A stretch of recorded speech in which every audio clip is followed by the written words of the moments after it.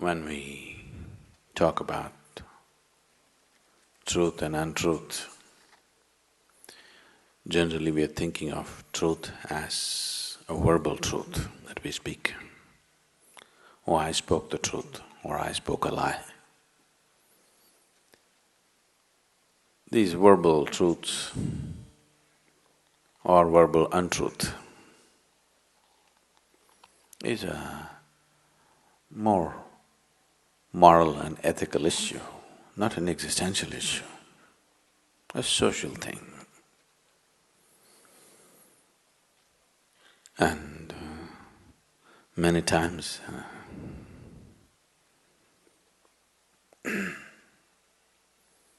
you know, there's a lot of terrorist attacks going around in the world. You just had one, we've had plenty back home.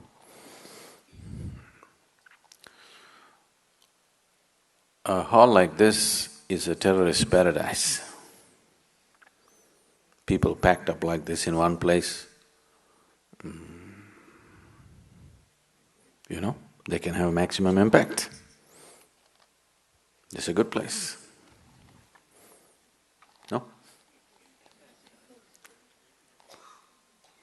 So,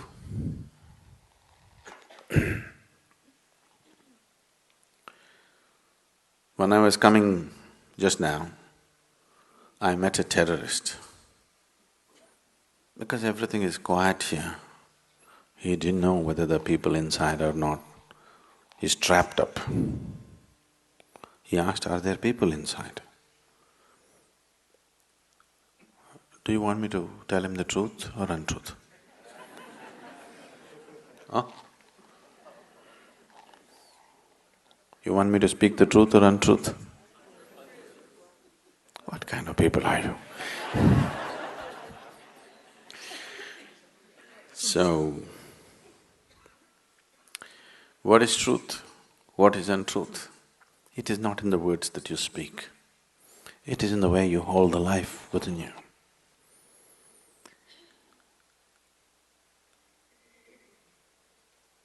The nature of existence is such that it's all inclusive,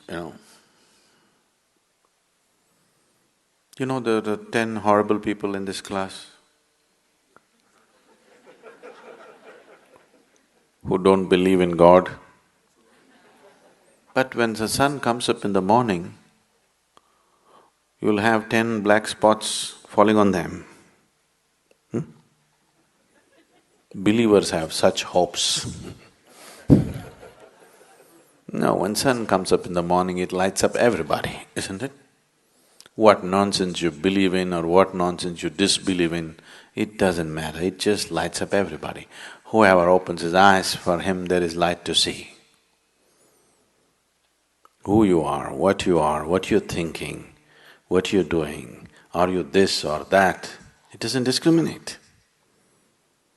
Whether you are a crawling worm or a big human being, it doesn't discriminate. So the essential nature of life is all inclusive. There is no discrimination. This is the truth. If you sit here like that, absolutely all-inclusive, you are in touch with truth. If you have become a prejudiced exclusiveness, this is the untruth. It is not in the words that you speak, it is in the way you are. Truth is not something that you can say or not say. Truth is something, either you're in touch with it or you're not in touch with it. It's not your doing. If it's your doing, it must be a lie, isn't it? Isn't it so? If it's your doing or my doing, it must be a lie, isn't it? That which is true is always. It is in the lap of truth that we exist. It is not something that we say or do. Either we can be in touch with it or we can be unaware of it. But still it is working. Whether we like it or we don't like it. In the very breath that we take, we're inclusive, isn't it? Yes? Whether we are willing or unwilling, in the very breath that we inhale and exhale, we are all inclusive, isn't it? If you become exclusive, truly exclusive, you will be dead. But even the dead are inclusive, isn't it? The dead will so easily merge with the planet. They are also very inclusive. The alive are supposed to be consciously inclusive. Dead are dead, so they're unconscious and they're inclusive.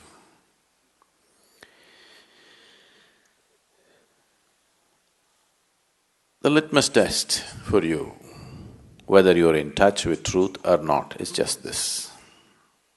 If there is any kind of suffering in you right now, you're not in touch with truth. If you're in touch with truth, there can be no suffering in you. It's as simple as that. How deep your suffering is shows how far away from truth you are right now. There are many ways to approach this. We have been trying to open up doors in the last few days. Whatever we have been doing here, I've been repeatedly saying this is not a teaching, this is just a method. Now seeing that my responsibility is limitless, is not a teaching, it's just a method. If you see that, if you become aware of that, slowly you become all-inclusive, just the way life is. Like every aspect of life is inclusive, you also become inclusive. If you're accepting what is there right now, absolutely, once again you're inclusive. They're not two different things, just different types of vocabulary, that's all. Essentially, you want to move from exclusiveness to inclusiveness.